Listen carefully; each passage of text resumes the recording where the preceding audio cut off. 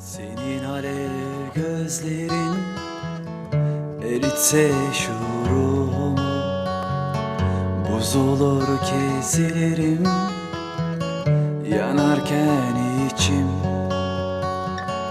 Buz olur kesilerim yanarken içim.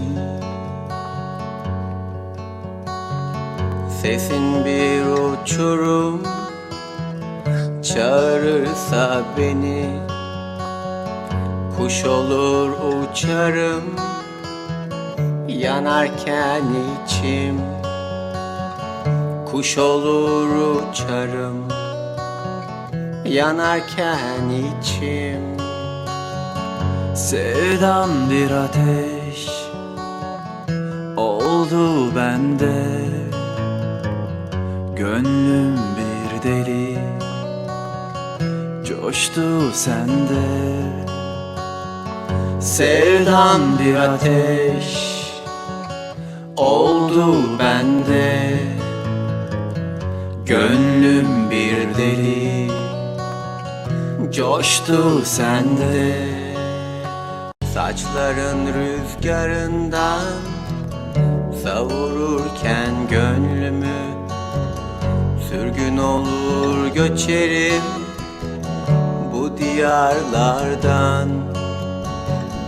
Sürgün olur göçerim bu diyarlardan. Kime dokunur ellerim, kimi görür gözlerim. Ölüm çıkar karşıma, yine sen derim. Ölüm çıkar karşıma, yine sen derim.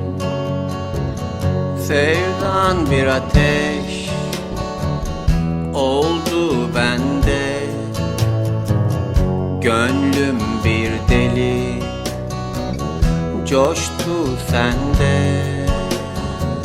Sevdan bir ateş oldu bende, gönlüm bir deli coştu sende.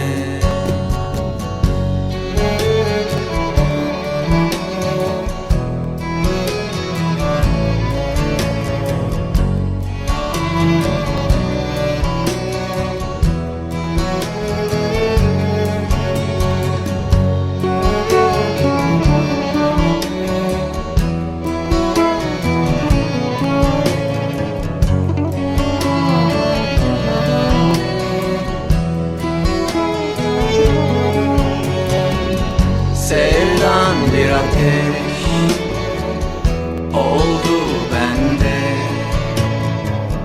gönlüm bir deli coştu sen.